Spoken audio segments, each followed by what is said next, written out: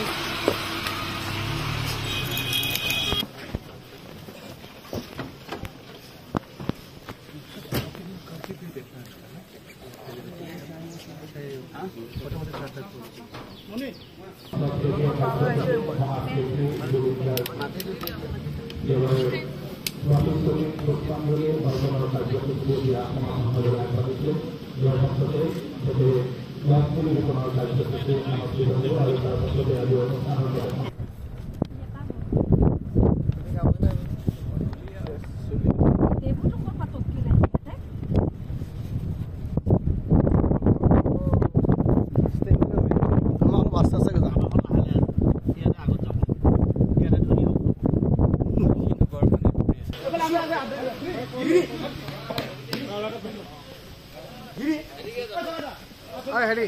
লাহে লাহে খাব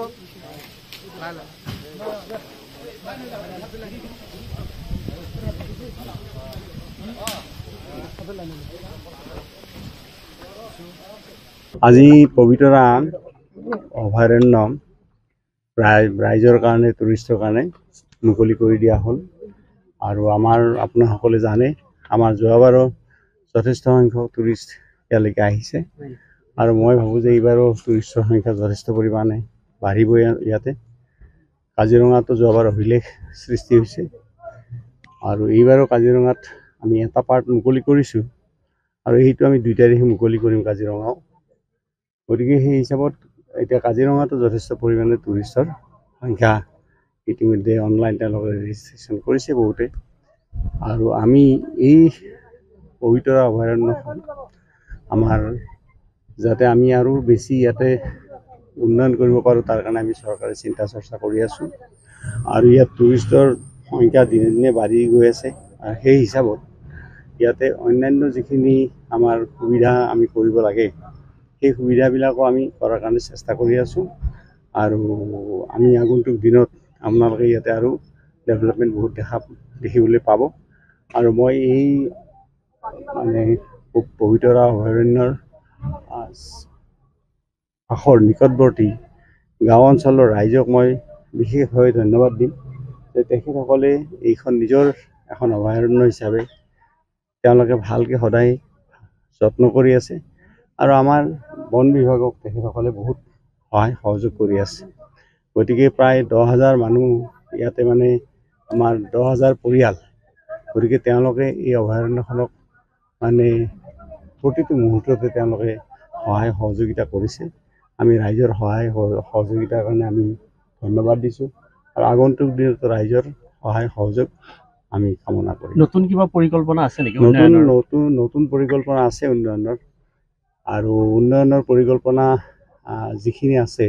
সেইখিনি আগন্তুক দিনত আপোনালোকে দেখা পাব কাৰণ আমাৰ এই অভয়াৰণ্যখনত এতিয়া আমাৰ গড়ৰ সংখ্যা বাঢ়িছে বা তেনেকৈ জীৱ জন্তুৰ সংখ্যা আমাৰ বাঢ়িছে সেই হিচাপত ইয়াৰ যিটো পৰিসৰ সেই পৰিসৰটো অলপ কমি আছে গতিকে সেইকাৰণে এই কথা বাৰ্তাবিলাক আমি চিন্তা চৰ্চা কৰি আছোঁ গতিকে ইয়াতে কেনেকৈ আমি এইখনৰ আৰু পৰিসৰ বৃদ্ধি কৰিব পাৰোঁ তো তেনেকুৱা ধৰণৰ চিন্তা চৰ্চাও আমি কৰি আছোঁ আৰু এই পৰিসৰ বৃদ্ধি কৰিবলৈ হ'লে বা ইয়াৰ উন্নতি যদি কৰিব লগা হয় তেতিয়া ৰাইজৰ সহায় সহযোগিতা লাগিব গতিকে ৰাইজেও পিছে সহায় সহযোগিতা আগবঢ়াইছে আগন্তুক দিনত লাগিব আৰু আমাৰ ইয়াৰে স্থানীয় বিধায়ক তথা মন্ত্ৰী সহকৰ্মী মন্ত্ৰী পীযুষ হাজৰিকা ডাঙৰীয়াৰ যথেষ্ট ইণ্টাৰেষ্ট লৈ আছে পবিতৰাৰ ওপৰত তেখেতকো মই ধন্যবাদ দিছোঁ আৰু ৰাইজকো ধন্যবাদ দিছোঁ আৰু আপোনালোককো ধন্যবাদ দিছোঁ কাজিৰঙাতো মই দেখিছোঁ প্ৰেছৰ মানুহখিনিয়ে সদায় কাজিৰঙাখন যে নিজৰ এটা মানে সম্পদ তেনেকৈ তেখেতসকলেও মানে গণ্য কৰে সদায় মৰমৰ চকুৰে চায় আৰু আপোনালোকৰ ইয়াত যিখিনি সাংবাদিক আছে